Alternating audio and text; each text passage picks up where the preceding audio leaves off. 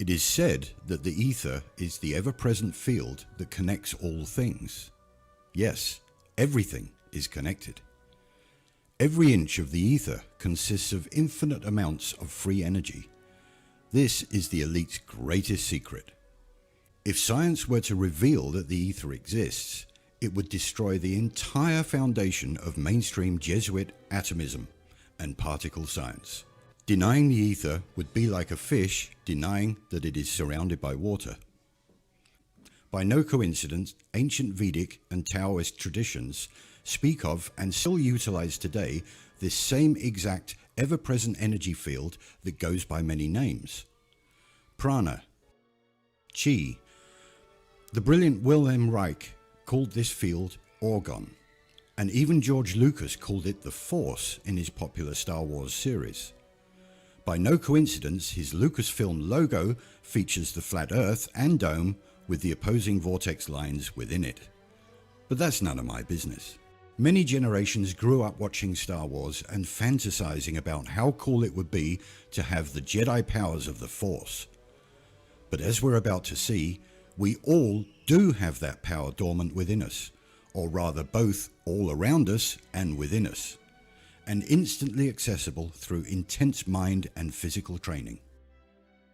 There is an old saying, mind over matter, but this is a fallacy.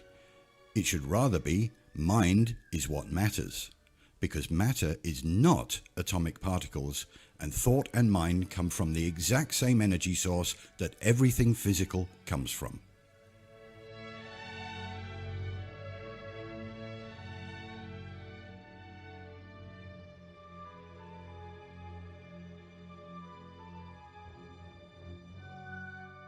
Scientism and even many religions falsely program us to believe that we were born into this realm, like a termite or ant moving into a tree, rather than born out of this realm, as part of this realm, like a leaf or acorn growing on a tree. Western psychology plays the same trick by convincing us that our mind, thoughts and ego are bad things. Foreign invaders somehow bombarding us from some other dimension when nothing could be further from the truth. The so-called Matrix is nothing more than programming the false belief into people that we are somehow separate from everything around us, a cosmic accident, or born into sin, rather than a symbiotic space-time fractile of the entire whole, born out of perfect harmony and purpose, perpetually dancing together with the whole. Are we walking up the mountain, fighting a foreign resistance force through sheer will and struggle, or is that mountain lifting us up because we desire to go up higher than we are to have a look around? The truth is that there is no difference between the two. We have just been programmed not to understand this simple concept. We're two sides to the same coin and two wings of the same bird. But make no mistake, there is only one coin and only one bird. Back to the Star Wars films. Why is the mighty technologically advanced Empire so hell-bent on getting rid of a few dozen bathrobe-wearing Jedi who have mastered control of the ether, or the Cheether? For the exact same reason the controlling parasites of this world don't want 7 billion people to wake up and figure out they are Jedis with access to the real-life powers of the etheric force. This troupe of martial artists use chi to perform the kind of stunts that seem beyond the normal capabilities of men. They stake their lives on being able to generate chi within their bodies and direct it to the parts that need protection. So the next thing he's going to do is direct the chi into one part of his body, whack himself with a big knife and not get cut, because he's directing it into that single part of his body. In Chinese culture, qi is the energy that drives all living things. It is to be found in breath and blood and can be absorbed from the universe and compressed in the body.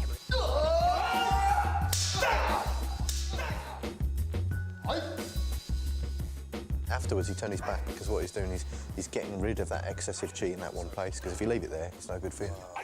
The thing that amazes me about this is how they're improving their natural abilities. They're not saying that they can fly or anything like that. They're saying they can improve their natural abilities to such a degree that they can do these things without getting hurt. So the next thing these guys are going to do is show us this traditional exercise of sticking a pole, a solid iron pole in their throat to show that they've built chi up there. It might look like a bit of a circus act. The reason they do this is to show that they can direct the chi to wherever they want to. Yeah, they have to use chi to do this because there's no muscle there. So they have to use real chi, otherwise it's just going to skewer them. That's an iron bar. And one or other will be proven. That's why the scientific method is 气就代表了肾生水， Sun. because of its empiricism. 最重要，所以气会可以 Nicholson Gale have 壮 got 阳。 their Yes。 Okay, so chi gets your kidneys strong. Okay, I mean, oh, Because when get you it get right, to the stage right where up you there. actually vary the He said thing you practicing think qigong is good for the kidneys, and if you've the got good effect you're kidneys, you've got a good. And I don't mean a good Either, this is an upper hook experiment, either. causes it when you vary it, or doesn't That's the cause thing it they just used when you on vary their it. throats. You vary A, it That's something we don't causes see every B, day. you validate The your next thing Mr. alternative Pan's going to do hypothesis. certainly isn't good for your health. He's going to get this guillotine, put his throat on it, and have somebody hit him with a sledgehammer. The Chinese guillotine, sharp enough to prepare dinner, designed to sever heads. Science, otherwise known as physics. Phys being the physical, Do the not physical try and this at natural home. world, the natural phenomena we experience in the world that we want an explanation for. Cause and effect. Observe phenomena, formulate hypothesis, systematically experiment to vary that which you assume causes the effect and see if it causes it. Yeah, the worst thing is waiting, innit? He's waiting to get whacked with a sledgehammer. But there's plenty of charlatans claiming they've got that empiricism calling their toys experiments. And they're not. So he said he's sorry for him to talk now because he brings up the chi and puts it all around his neck to protect that. We've all seen better nails before, but this is a little bit different. He's actually going to stand on him. Not an easy going to jump on him. He's going to jab him in the throat with a sword. Then you're going to be studying light as a phenomenon, not ether. And if you claim the ether as the cause 这 of 个是所谓的 light, 真正的 then you 气 need to 功。 be able 好了， to 一般人3成的功力 physically 没有办法做这个动作， manipulate 一定要练到6、7成，才有办法符合这个。对。 an independent variable. I felt that sword, and that is a solid sword. It's not one of those bendy things. Wow. He said that most people, when you're born, you've got 3 or 4% chi in your body. You practice qigong, you can get up to 7%, and that allows you to be able to do things like this. That's unreal. 跟气结合。 What you've got to do is pack loads of chi into your body, as well as getting rid of any negative energy. If you want it to work, you have to clear your mind and be completely relaxed. If you're hungry or thinking about home, just put it out of your head. He's done it with a bicycle. Now he's going to have a go with the motorbike. He's got to keep concentrating now to keep his chi in his chest. If he doesn't, it's all right doing it with a bicycle, but now this bloke's going to do it with a motorbike, and they're heavy. You know, motorbikes are heavy. If he doesn't hold his concentration, this thing's going to puncture his lungs. Rather him than me. I'm just going to roll my eyes and know in my heart that many of the people in the community that I Okay. represent do not understand what science is. It's disheartening. It's been 5 years of us talking about science and the scientific method. It's been at least 3 years since we saw Kiwi's pink writing. Feel the weight of that. Asking people what their independent It's got to be a couple hundred kilos. Most of that. 哎，就是 I know why I asked. 甚至到眼睛，这是一个道理。到眼睛。到眼睛都有办法测试。眼睛？对，眼睛。 Sure, Mark. Wow. I asked him, is there anywhere that you can't put chi? He says, no, you can put it anywhere, even in his eyes, his eyeballs. So I guess these skills would have developed originally because a lot of kung fu, they hit to the balls, they hit to the throat, and they hit to the eyes. So if you can strengthen up, oh, you're joking, look at that. He's actually putting them right in his eyeballs. Something that has no no mate. empiricism. He's on there laughing, eh? It's implied to have it. It's implied to have So he's going to bend experiments these iron in the non-physical rods. That is on his bullshit eyeballs. they'll come up with how we can't experience it. There's going to be physicality in the physics done in experiments. They're just not. They're just pseudoscience that was never a phenomena. They're not varying and manipulating ether. Ether's not being observed as a dependent variable, aka It's a unreal, phenomena isn't it? that you Unreal. observe at step 1. 三只。 I see how many fingers. Oh. See ya. And end up sounding like a complete clown Yeah? when you talk to anybody around you. Yeah. I just wanna make sure that this is real, but yeah. Just that little bit smarter than you. I'm not claiming to be a genius. 气把它 Yeah, but if you find Straight out through you. 连到手指， finger skill, he's going to put his chi from his mind into his fingers, 手指 so he Knowing can what an experiment break is and hearing a the solid word metal and bottle knowing damn opener. well that it Yes. isn't should be cause for alarm in the community of flat earthers. It isn't. They go, oh no, I just call it a test. I'll be all right then. No. Test this a hypothesis test, aka experiment. Well, I'll just call it an observation then. Well, observation in science This is how he observation practices of this natural skill. phenomena that you want to know Two the cause finger of. press-ups. You're not doing that. So why are we making apologetics for Mickelson Mail so we can believe in ether? Wow. Just tired of it. It's been too many years. And Just a real bottle babble of through wine. that Chinese for the wine. final time Tastes now good. and say, But he's about what to we do going waste forward? it. 只要 Learn 把 our 气 sciences. 运到这里， Okay, he's getting the chi into his Right, elbow, young and he's going to Abraham, hit the whatever his bottle, name is, flat earth boxer. and watch what Did happens. you see him rip This is that about transferring PhD's power asshole through through his something. throat? Yes, you did. This is how when he hits a body, the power goes inside the body and damages it. The moment the professor said that he'd got an Wow, experiment. that is amazing. Sound familiar? 我们 And what was 原 the 本里面就有 reply 气 from the，然后本身 well-educated, 把我的气 well-disciplined, 帮它融为 excellent 贯通，把这个气 representative 挤 of 压 flat Earth?，哦，让它产生一种 Well, his 爆发 reply 力， was, what was the 它 independent 才会往下 variable? 爆开。 In other words, The way he thing does you're it is, inside there's already a little bit of air. Air translates as chi, you've got to remember as well. And what he does, he uses his chi, bang, hits the chi inside and it explodes the bottom. And that's how he does it when he hits somebody, bang, hits them on the outside, there's no damage as you can see. And inside he'll explode the organs. That's what happens to your heart when he hits you.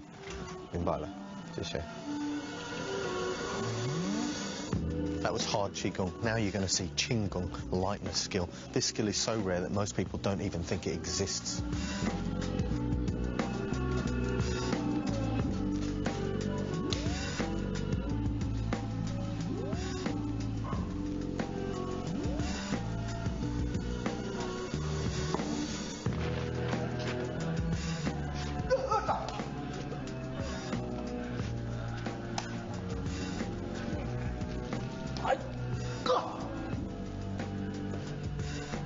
轻功，把气提到上半身，下面的重量减轻，包括把气锁在这里，大家告。 So he's doing two things. He's making his body light, so that's how he walks on light bulbs. And he puts his chi then into his throat, so that's how they can bend the spear on his throat. So at the same time as making himself light, that's how he can stand on two choppers, two big blades. He can have someone poke a spear into his throat. So even though he's always going to be 75 kilos, he's not going to change it if you put him on the scales. However, what does happen when he's doing it, in his mind he's floating on the air, he's not actually standing on blades or light bulbs.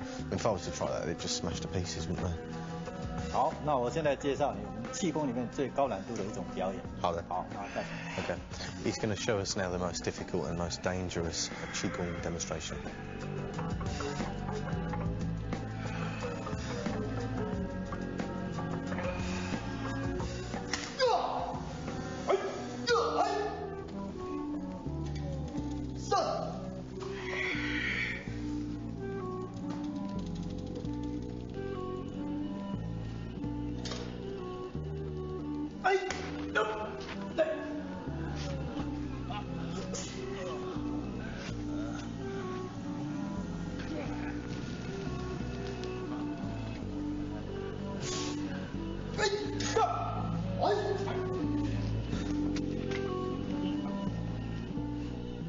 Despite a lifetime of training and experience, Mr. Pan doesn't perform these stunts too often because he believes that too much Qigong will leave him open to the influence of malignant spirits. Now, I'd suggest that you don't try any of those stunts at all. I first met him in the early 80s in a Chinatown of urban Java. He didn't want his real name or address revealed, so we called him DJ for Dynamo Jack. He was only a healer, he said, but he did direct a powerful energy generated from his own body into his patients. Sometimes he used the needles, sometimes just his hands. He called the energy Qi, and it was so strong that he usually needed a grounder to hold his patient's feet. For years, we followed him around Java on his healing rounds, pleading to be allowed to film him. But he always refused, saying his powers resulted from a type of meditation with an ancient tradition of secrecy. It was only when my brother Lorne was suffering from a serious eye infection that he finally allowed us to film him in 1987. It was nothing like any acupuncture I'd ever had. I was getting really powerful electric shocks and couldn't control my movements at all. Yin yang, positive and negative, you know. And my positive from here and my negative from here. And we meet together, this can get like electricity. And is this because you're special? You have a special sort of body? Meditation every day. It's meditation that does it? Meditation every day. Like you can touch me, like this. It's nothing, okay? It's my burn. It's just like this. For our sound recordist, it was also a shocker.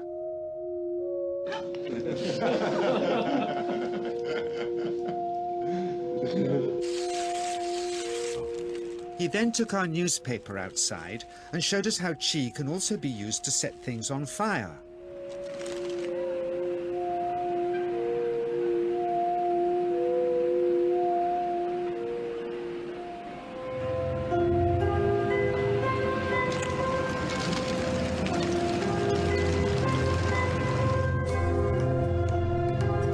When he heard we'd shown this footage in public, he was very upset and refused all our future efforts to contact him again.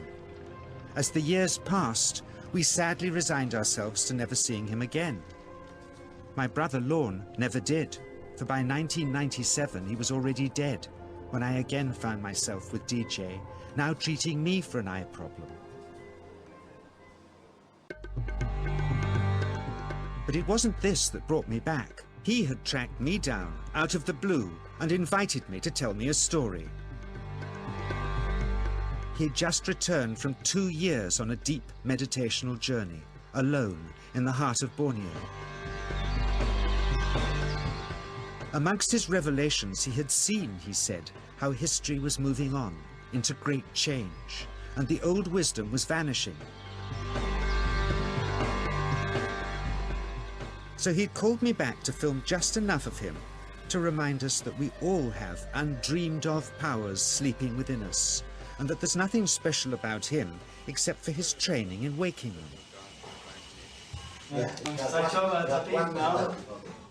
Grounding this patient, my cameraman Joe is having to use all his weight to keep contact. The qi is pushing him away. He seems able to control the amplitude of this qi, like a dimmer switch, and it causes uncontrollable responses in the patients and their grounders. I can barely keep my hand on you. It wants to fly off. The electricity is so strong. Signs of this passing energy can be seen in the transmitter too. This qi stuff is only the surface, he says, of the real adventure beneath, in the meditational technique.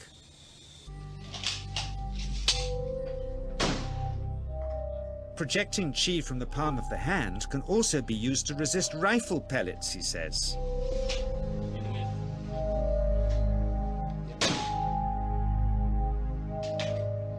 First, you learn to distinguish between yin and yang qi in your body. Then how to pool it in your navel chakra. Then how to project it, he says. And it's the proportionate mixture between yin and yang which accounts for different effects, like pulling or pushing objects or igniting them. Then he gets really strange. He says that mastering yin qi is the key to the spirit world. There's a long tradition of Indonesian krisis being possessed by spirits. So people bring him their krisis to see if they're duds. Here, he says, he doesn't manipulate matter by projecting mixtures of yin and yang qi. He merely creates a field of yin energy in which, he says, if there's a spirit, it can manifest itself.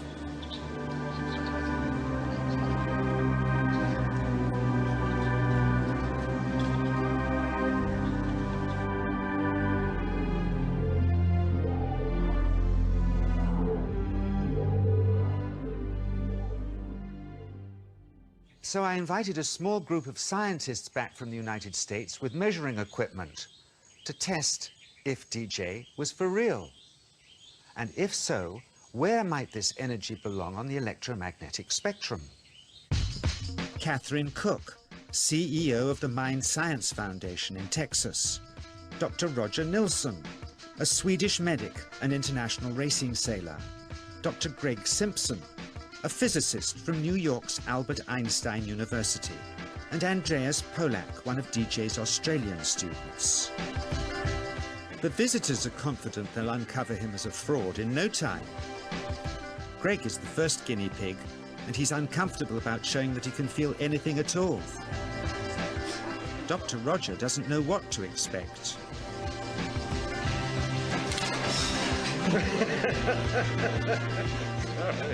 Out comes the metal detector, like the things they use in airports, to see if he has any concealed metal in his body. Then the voltmeter, to try and measure the chi. But how to get it to work? Where's the ground? What settings? DJ suggests that as his negative is his perineum and his positive is his navel chakra, perhaps that's where the electrode should be attached.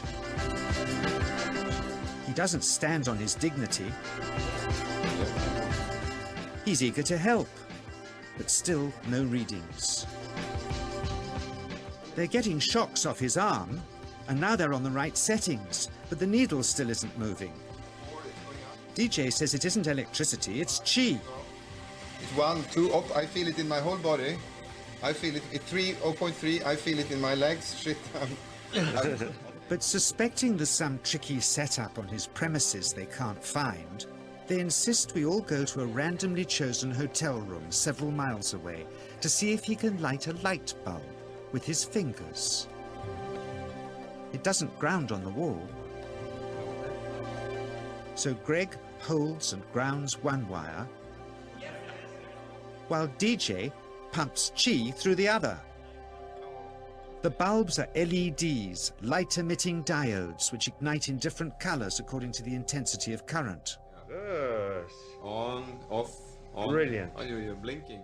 Things were good. Never again would he submit to public scrutiny, nor accept any new students.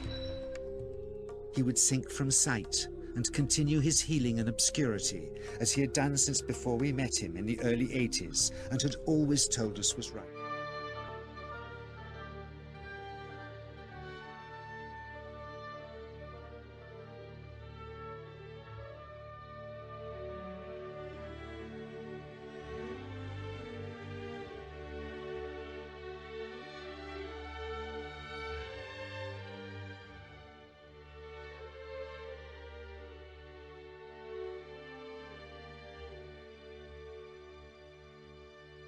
Because it doesn't look like, oops, there's anybody over here on this side.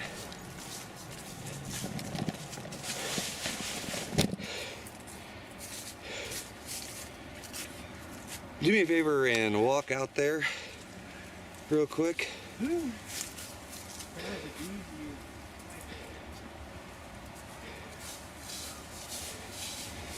Michael Grubb, AMI. This is also with Kyle Lavelle, AMI. And right now, we're just getting an idea of what things will look like. I'm trying to see if we're going to be kicked out of here, because that's the real concern. I'll be right back. Well, if the school is out, we don't have anything to worry about. Yeah.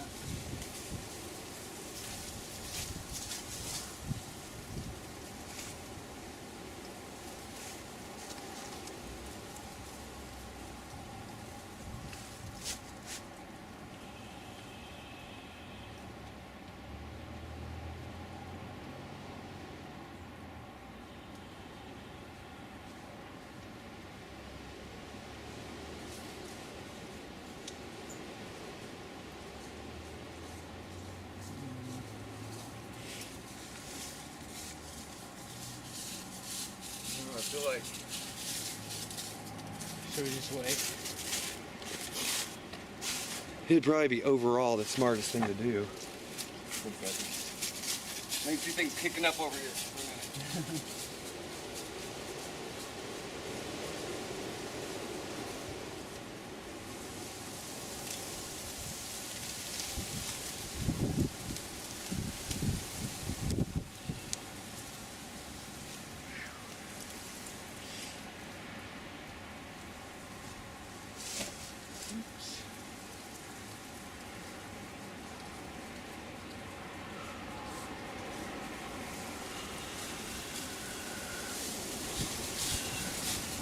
Kyle's asking if we should just wait till about 3 to 3:30.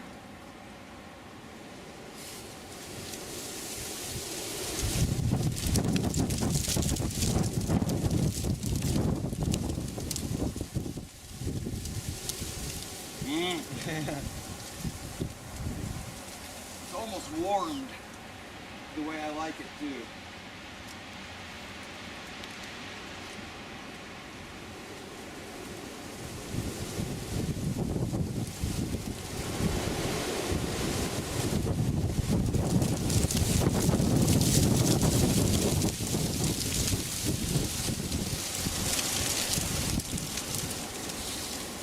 Almost. So as you can see, that's kind of a blast that I did.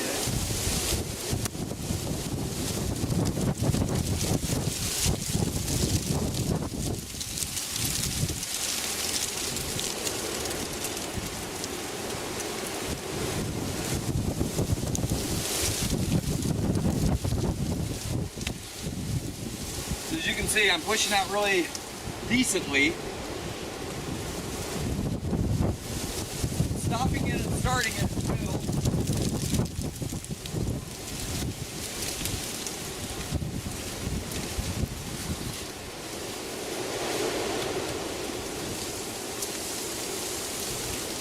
I'm like half paranoid.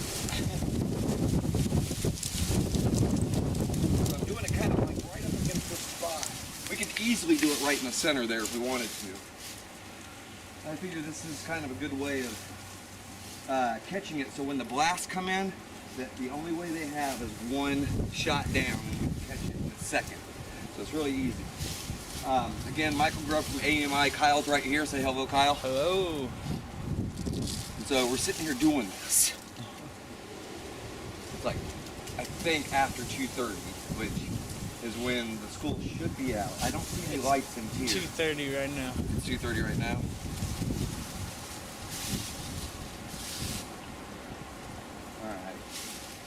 Well, in the interest of not getting our little butts arrested, we'll come back. But this is going to continue to build.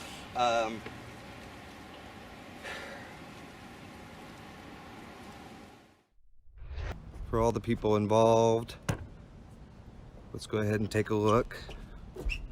It's back all the way up. This is just my porch. Now,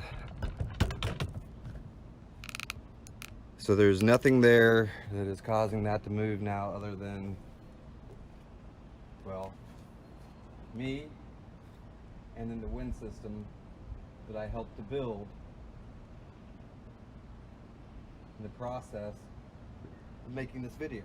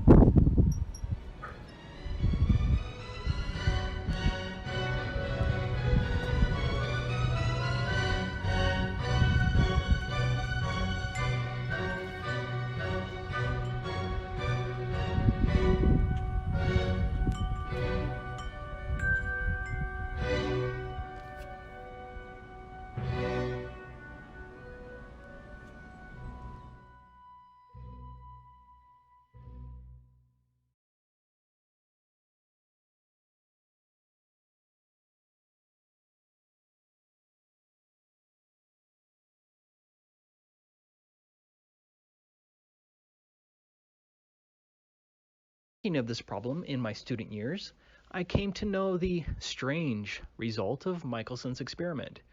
Soon, I came to the conclusion that our idea about the motion of the Earth with respect to the ether is incorrect. If we admit Michelson's null result as a fact. This was the first path which led me to the special theory of relativity. Since then, I have come to believe that the motion of the Earth cannot be detected by any optical experiment, though the Earth is revolving around the Sun. And that's Albert Einstein.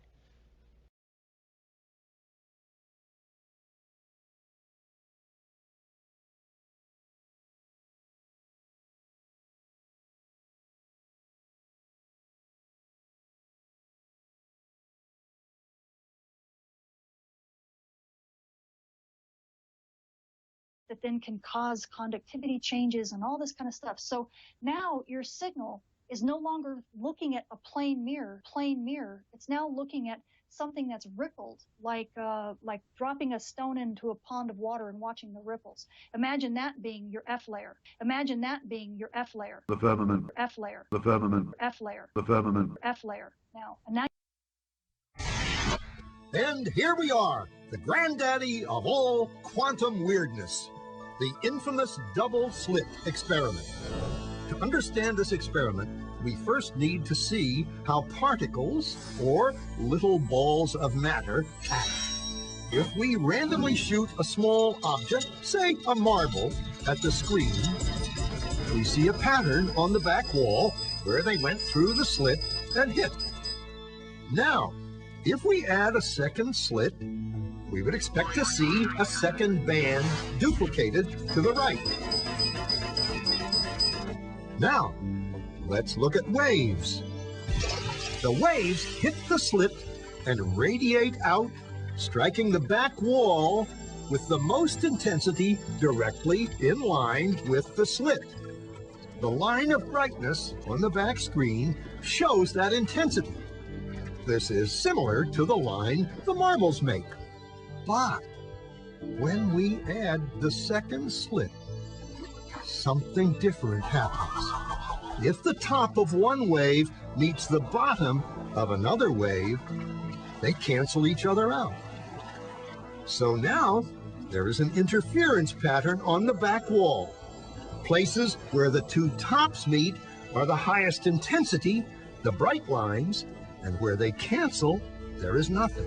So, when we throw things, that is, matter, through two slits, we get this, two bands of hits.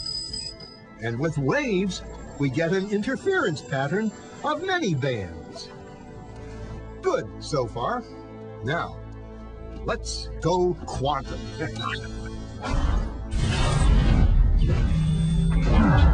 An electron is a tiny, tiny bit of matter, like a tiny marble.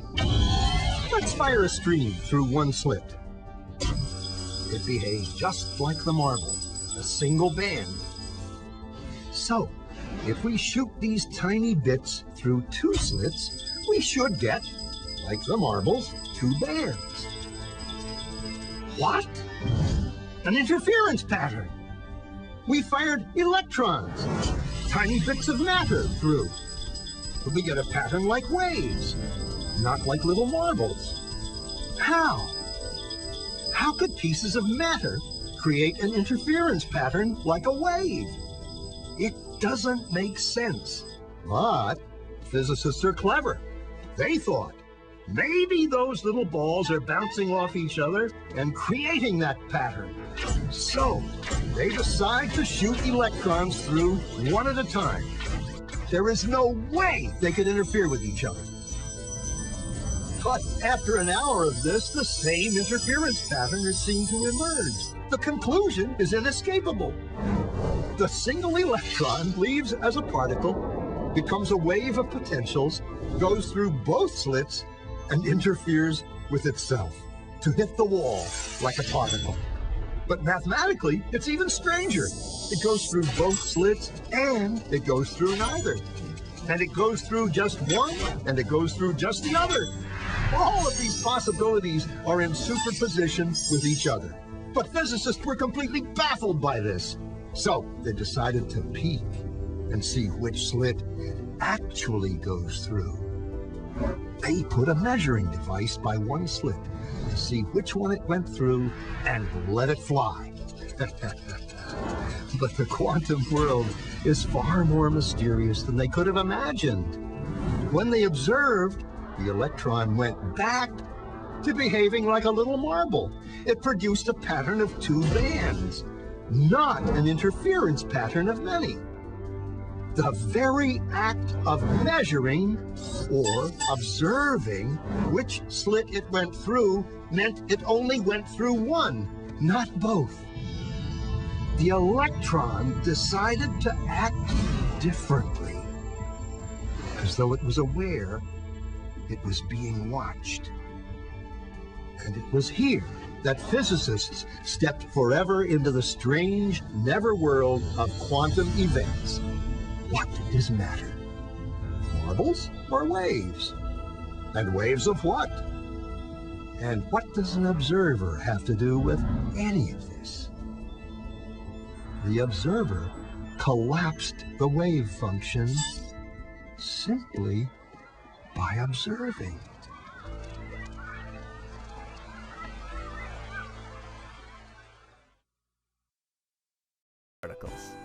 That there are like Lego bricks from which everything in the world is constructed. These Lego bricks are particles, and the particles are the electron and 2 quarks.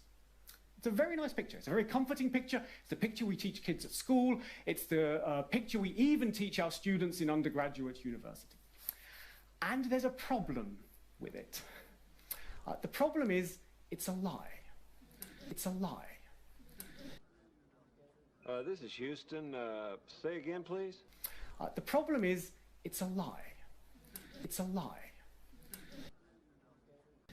It's a white lie. It's a white lie that we tell our children because, you know, we don't want to expose them to the difficult and horrible truth too early on. It makes it easier to learn if you believe that these particles are the fundamental building blocks of the universe. Because that's what the ionosphere is. It's all charged particles. But it's simply not true. It's simply not true. Now he's got to tell you here that we again, he said it's a lie, it's a white lie. Why they describe these as particles. Now this chap is telling us that in amongst everyone else that are talking about these protons and neutrons and what have you, that we can construe quite rightly that they're particles. And he's saying they're actually not. But we tell you that so you can grasp the fact that there's something there. He's going to explain now exactly what it is. The best theories that we have of physics Theories. do not have underlying them the quark particle and the 2 quark particle, and the electron particle and the 2 quark particles. They don't. In fact, the very best theories we have of physics don't rely on particles at all. The best theories we have tell us that the fundamental building blocks of nature are not particles, but something much more nebulous and abstract. The fundamental building blocks of nature are fluid-like substances which are spread throughout the entire universe and ripple in strange and interesting ways. Okay? That's the fundamental reality in which we live. These fluid-like substances we have a name for. We call them fields. And there you go. He's going to show a picture of a field there now, people. So there you have it. So he said they're very nebulous and they're abstract, or fluid-like, in a state of change. It will continue to change, you know, at an atomic level. So they're energy substances that are, you know, these waves and fields, and that's what we're all made up of, not discrete particles as such. So I had to take my hat off to you, David, and say thank you very much for being open and honest. And I won't play on anymore. I just wanted to get this out there. It's a lie. During the day.